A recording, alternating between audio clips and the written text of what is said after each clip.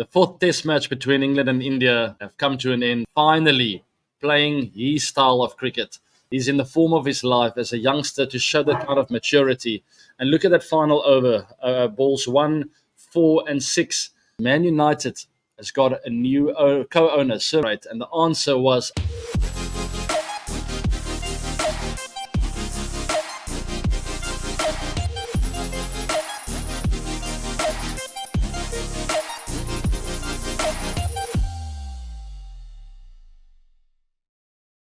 Swagade Apka is Hafte Ke 360 show pe. Welcome to the 360 show. It's a sunny, beautiful day over here in Cape Town. That's where I am. Today, we'll be covering the England and India series. The series is done, but it was a fantastic series to watch.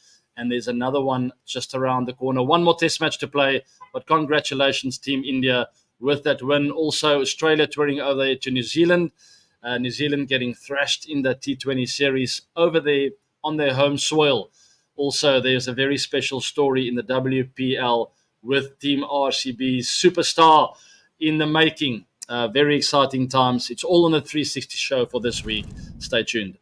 The fourth test match between England and India have come to an end, and India came out on top, leading the series 3-1, clinching the series 3-1. There's only one test match to go.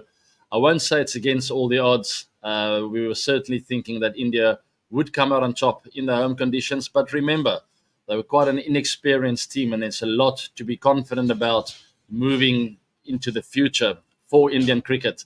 So England batting first, winning the toss, with 353 on the board, and the standout performer there, Joe Root, finally playing his style of cricket, following his game plans, his strengths, and ultimately scoring an unbeaten 122.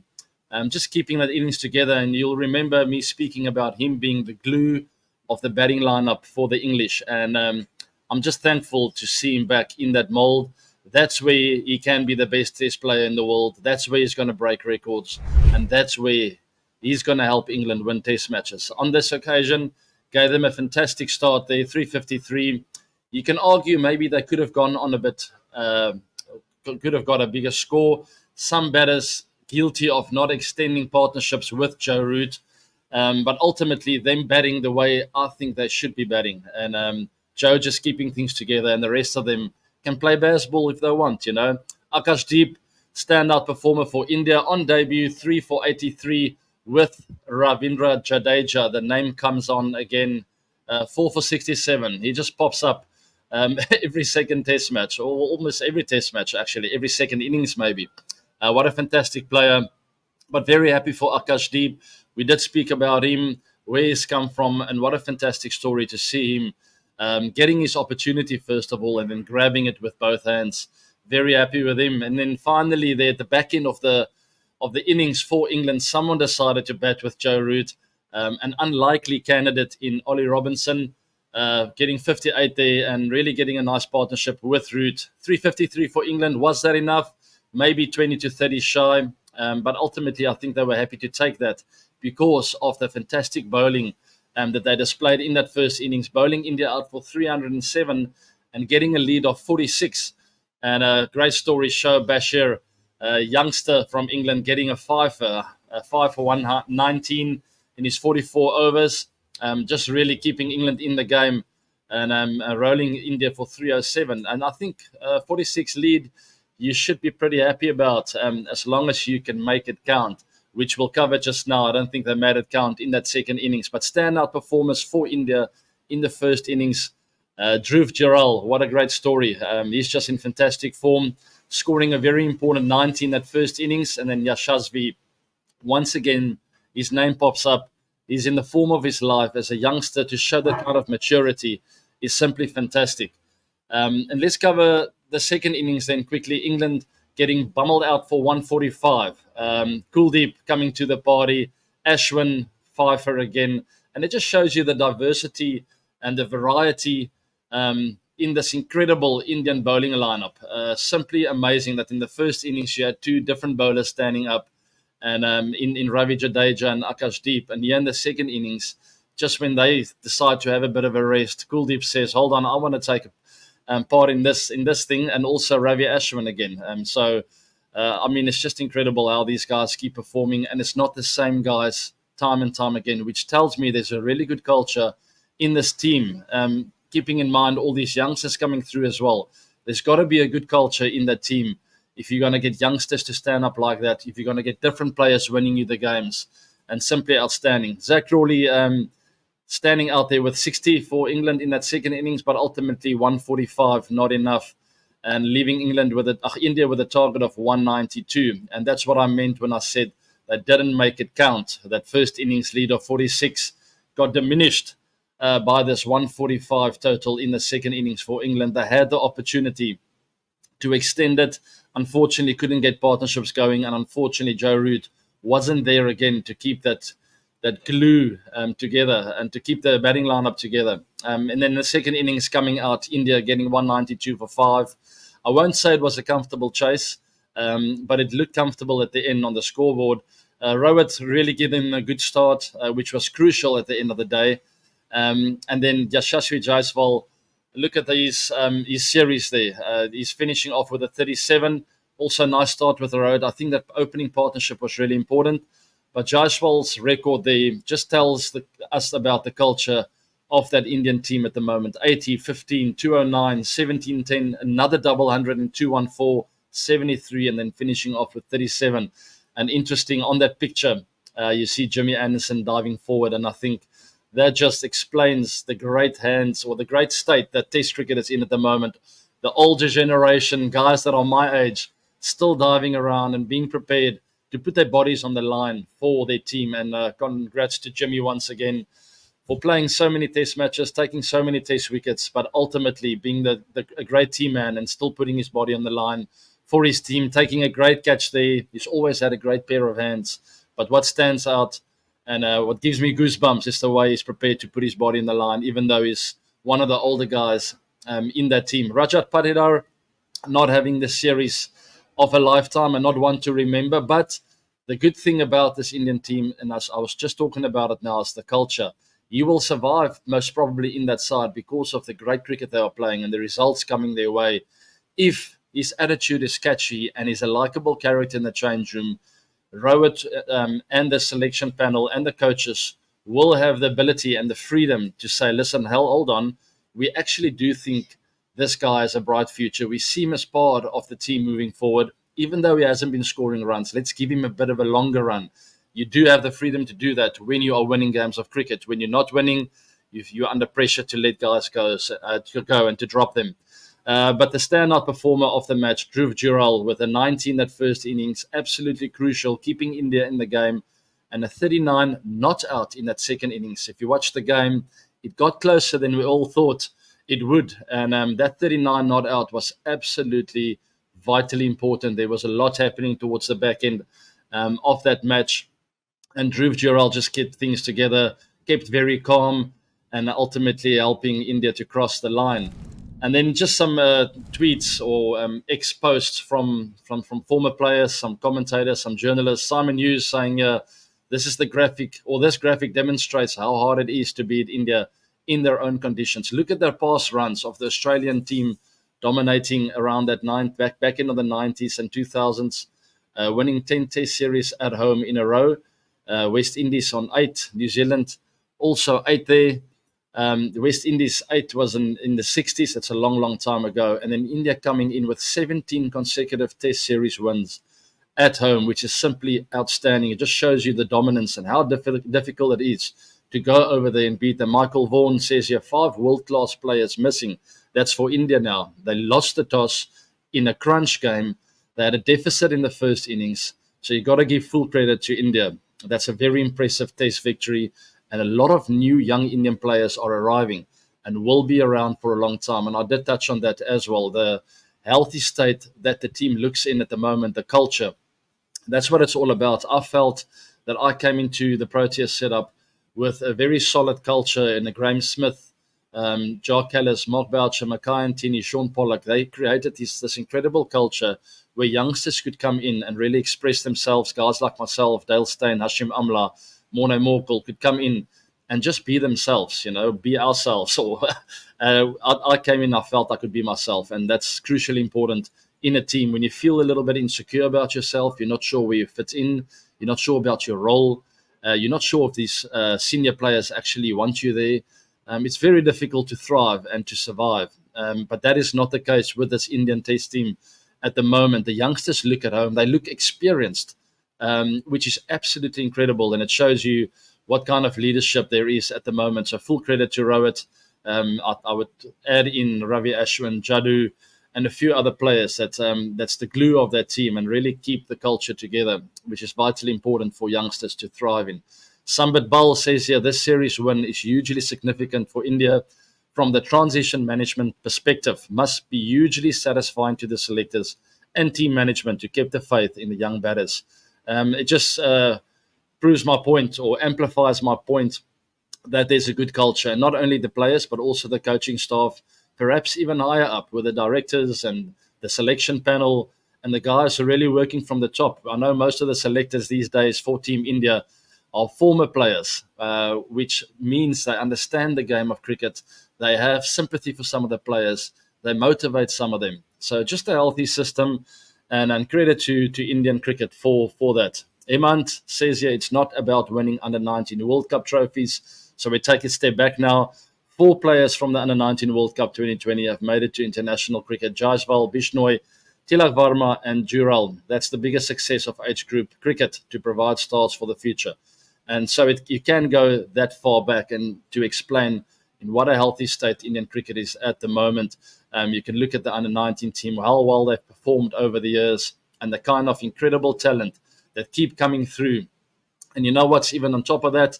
The minute they come through the under 19 level, that under 19 World Cups, the under 19 system, they get thrown into the IPL and into a great domestic system as well. They get exposed to almost the second tier of international cricket, which is the IPL. You get to sort of challenge yourself and measure yourself against some of the greats of the world from all around the world.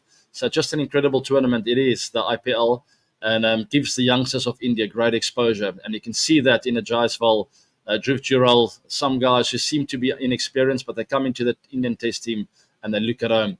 And then just a quick one here from Ben Stokes. It's not all doom and gloom. In my opinion, Ben Stokes said a similar kind of thing. We are 3-1 down in the series, and it doesn't look good. But everyone has absolutely thrown almost everything at India. And you have to give credit to them. Yes, they've taken a lot of flack and criticism for Bazball. I even have had a bit of a go saying that you need to be able to adapt to different situations and conditions of Test cricket.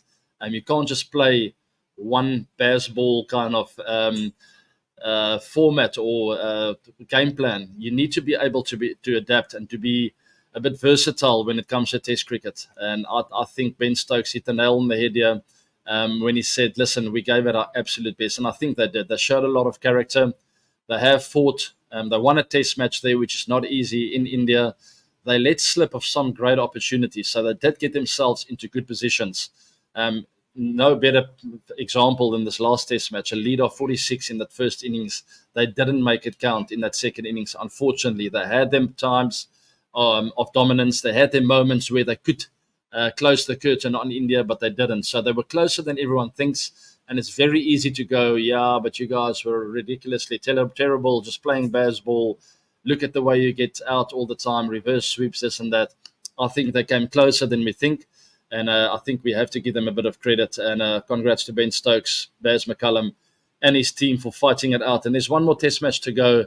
3-2 sounds a lot better than 4-1. So I know they will be coming out fighting and giving it the absolute best. Sarah Veres says here, meanwhile, Bazball hyped England team 8th in the 2023 to 2025 WTC points table with only 21 points from 9 Test matches, 3 wins, 5 losses. Yes, just another one of those criticizing Team England. They are second from the bottom of the table there. It's not looking good, but it's not too late to fight back and to come back. What they will have to do is to make some decisions. Do we keep playing Bazball? Do we change our style? Or do we maintain this kind of thinking that we just need to come out and blast teams away? I think you can still keep the Bazball game plans or way of playing, I would say you need to tweak it a little bit here and there, like a Joe Root played in that last test match, just tweaking his stance a bit, tweaking his technique, the way he plays the game, the way he thinks about it. He needs to be the glue. And same with the bowling department. Maybe just tweak one or two things, and I think they should be fine. They can still play their Bazball 90% of the time. Just allow some of the players to go out there and be the glue at the right time and the right place. And I think Joe Root is the perfect example of that. All right. Congrats to Team India going up 3-1. There's one more test match to play, and it's all to play for, even though the series is lost for England. There's a lot of pride to play for. There's been a bit of T20 cricket happening around the world as well. Australia touring over there to New Zealand, and Australia absolutely thrashing New Zealand 3-0 in a series whitewash. I think it was closer than that, though. It all started in that first T20 at Wellington. That's where the trend was set. For Team Australia scoring 215 in that first innings was New Zealand. I honestly thought Ravindra and Glenn Phillips and one or two other players may be a bit guilty of being in six-inning mode. And as silly as it sounds, I thought they were 5 to 10 short. I really do. I was watching the game live, and I honestly sat here. I didn't have anyone to talk to, but I was thinking that in my head, like I could see them missing out on some very easy scoring opportunities, trying to look too big because they were in six-inning mode. They did get one or two away, but they too many dot balls at the back end. And ultimately settling for 215 for 3 was New Zealand.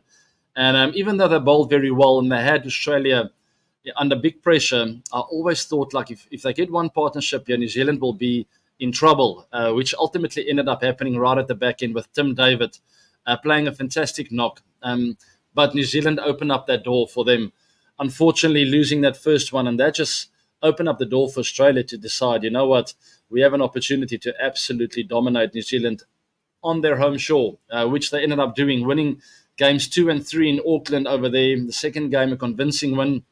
And that last one, I thought New Zealand was a little bit unlucky with that rain-affected match, ultimately not chasing 118 or 119 in a Duckworth Lewis affected game, a rain-affected game, and ultimately coming up short. 3-0 for Australia, which bodes well for the T20 World Cup coming up later this year.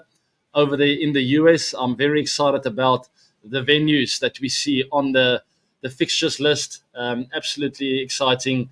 And I can't wait to watch T20 Cricket World Cup, that is. And if you are in the US, be sure to go and watch these games.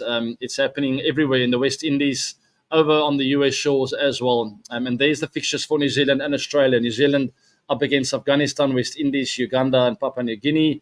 And then Australia, pool games, Oman, England, Namibia, and Scotland. Are these teams ready? I think so. I think they had the perfect prep. Two of the best cricketing teams around the world in T20 cricket at the moment, really testing their mettle against each other. And there we see the top run scorers, Travis Head, Glenn Phillips, and Mitch Marsh. You see all those players in the IPL. No surprise there. Top wicket takers, Lockie Ferguson, Mitch Santner, and Adam Zampa. Same thing. Guys who are very experienced. You watch them play T20 cricket around the world in the IPL. Very familiar with these names. They are the experienced T20 campaigners, and you'll see these names at the T20 World Cup as well. Just exciting times. Guys starting to prepare for that T20 World Cup. And I absolutely cannot wait. And remember, for Team India, it looked like Virat Kohli and Rohit Sharma put up their hands for that T20 World Cup.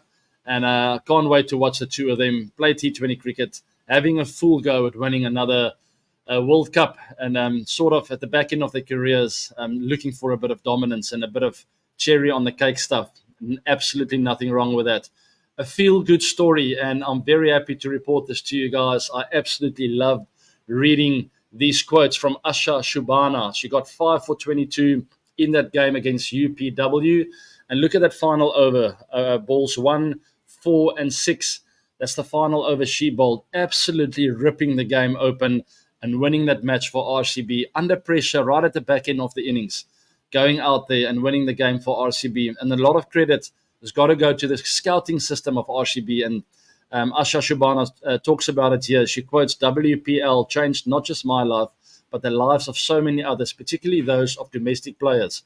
And I can relate to that. I walked into the IPL in 2008, 9, and 10 walked straight into the change room and introduced myself to Glenn McGrath, to Dan Vittori, to Shoaib Malik, Telekaratna Dilshan. The list goes on. Virendra Sehwag, Muhammad Asif was in my team. I mean, absolutely outstanding. And what a great privilege to challenge yourself against some of the best players in the world, to share a dressing room with these kind of players that I grew up idolizing.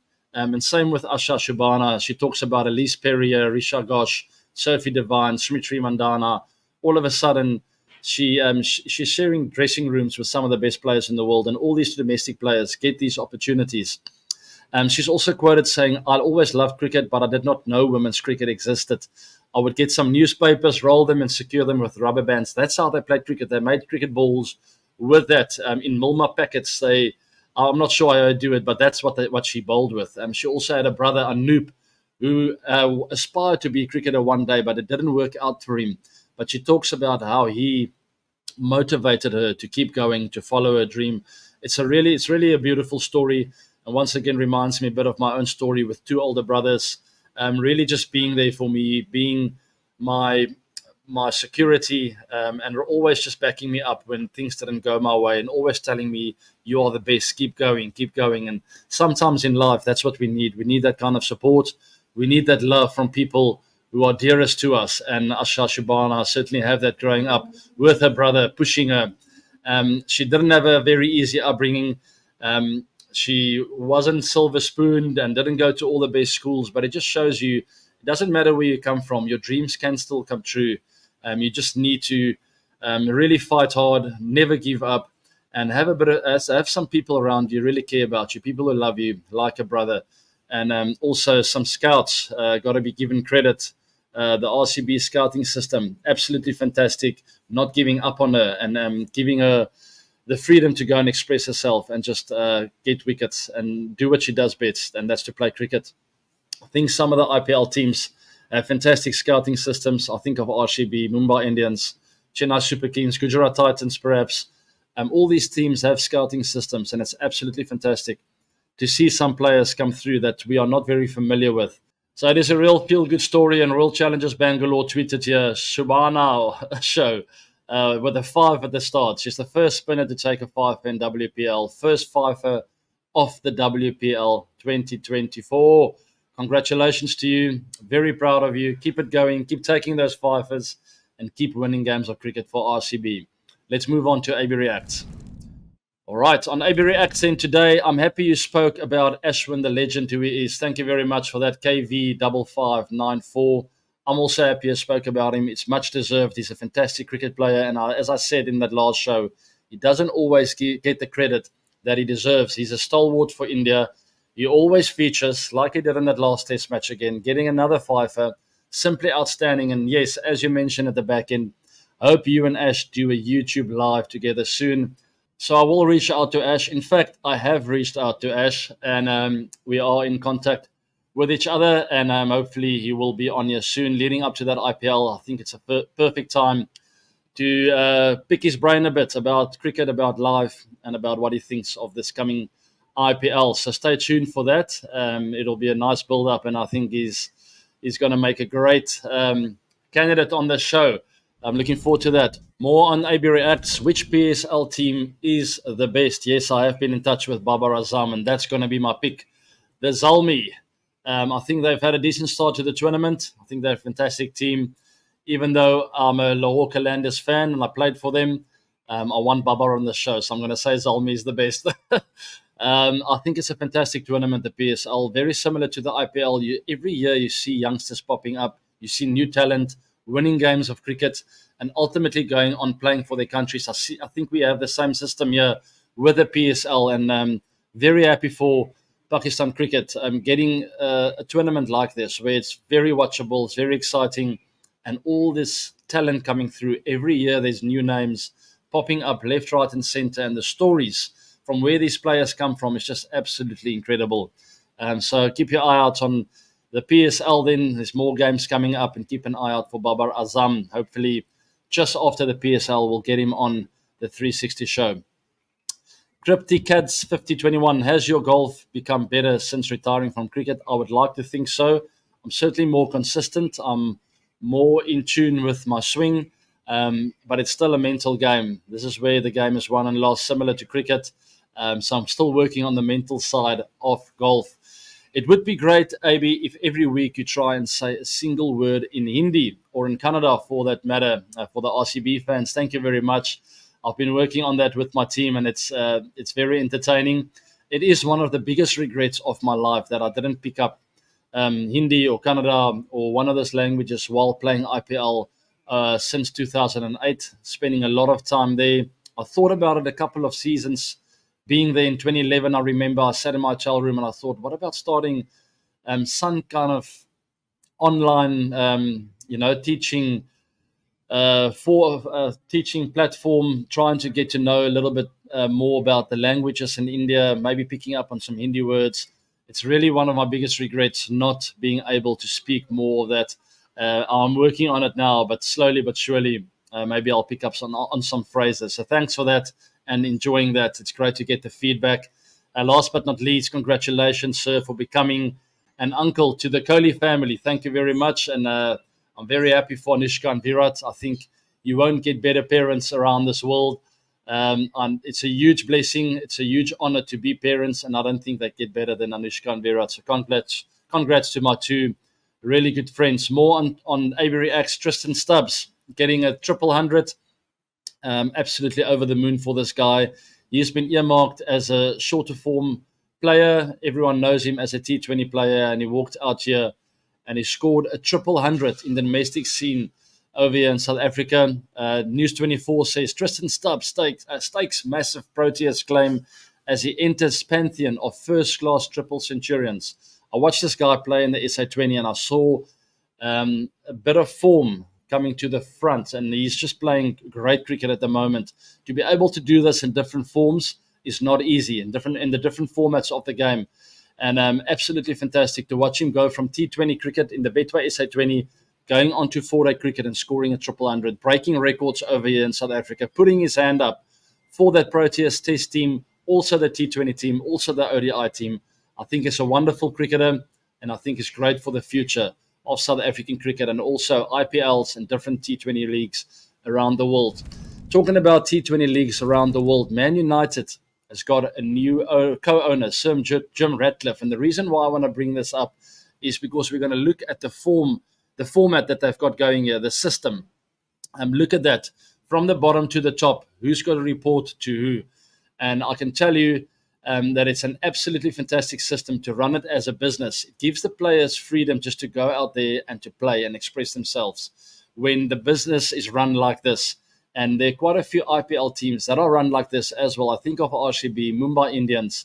I'm sure a few others as well. But I have first-hand experience of RCB having a similar setup to this. And not a lot of fans would know that. But very similar in the scouting system, the director of cricket. You have the coaches, you have the owners. And there is a fantastic system in place where each of these parties have to report to various other parties. And I think it's absolutely fantastic and it's great. RCB has not reaped the rewards of a system like this yet. Maybe Mumbai Indians is a better example of a system similar to the Man United system, reaping the rewards. But Man United, even though they have this fantastic system in place, they are in a very dark place at the moment. And I think it's great that Sir Jim Ratcliffe has joined forces here with Joel Glazer as co-owner. And he's talking about the style that he's going to enforce on this team and stop copying other teams, stop copying Pep Guardiola and Mourinho and other teams around the world, but play your own brand. And talking about a brand, RCB always spoke about the bold brand, the brave brand they want to play. We think of Bazball with England. And I think it's time for Man United to find that brand and the style they want to play. Pick your coach, pick your players, and stick with them. Those were the glory days with Sir Alex Ferguson, Ryan Giggs, Paul Scholes. The list goes on. Roy Keane. That's why they played so incredibly well. That's why they won all the trophies. They had a style and they stuck with it. So it's high time for Man United to move on to that 360 view. I've got some very nice footage here. I'm in Cape Town at the moment. We're here for a wedding, and I did take some footage of my family and I going to the waterfront, seeing the statues of Nelson Mandela, F.W. de Klerk, Archbishop Desmond Tutu, some legends of South Africa. I hope you enjoy it. It's very festive over here in Cape Town. If you haven't been here before, get on a plane and come visit. It's a fantastic city. Enjoy this. Cape Town bound. This is what it's all about. 360 view on.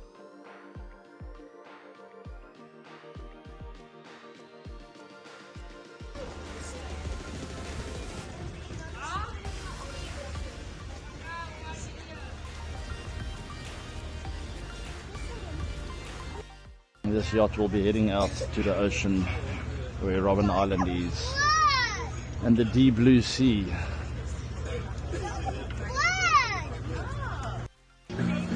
The band has arrived, finally.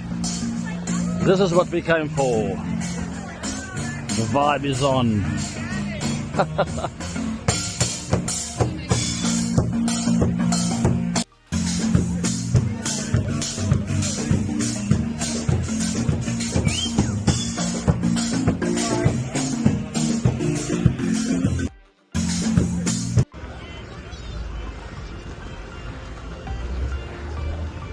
And there I am.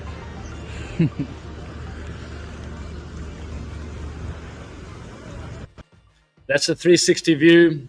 Keep an eye out for more content in the future. I hope you guys enjoy those glasses that I'm wearing and shooting some footage with that. It's always nice just to hit a button on your sunnies, and I hope you find it entertaining as well. I also visited the farm over here in the Cape Province. I have partnered up with some farmers over the last 12 and 18 months, exporting 360 fruits and citrus, apples and pears and oranges and all kinds of amazing food over there to India and Pakistan, Bangladesh, a few other places as well. I think the product is absolutely fantastic. And here's a little bit of behind the scenes footage with the setup and what we're busy with over here in South Africa. I hope you enjoy this.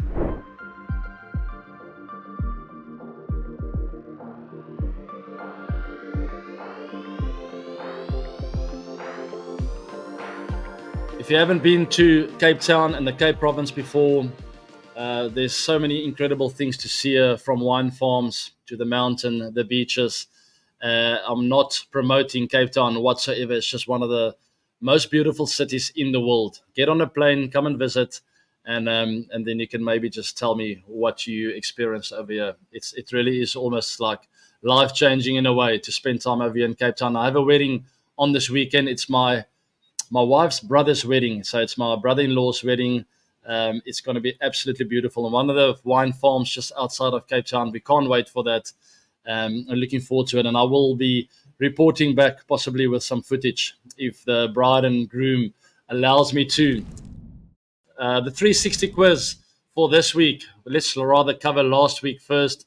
We had a winner. The question was, how many times has Kane Williamson hit his 34th Test century, referring to Kane Williamson's consistency of not getting out between 50 and 100 over the last, I don't know, what was it, since February 2020 was the last time he got out between 50 and 100. If this guy gets to 50, he goes on to score 100, and that's what we get taught as youngsters. Make it count. When you get in as a youngster, make it a big 100, guys. That's how you become a great. And the answer was 8 times. Amit Singh, congratulations. You were the only guy to get it right with your first guess.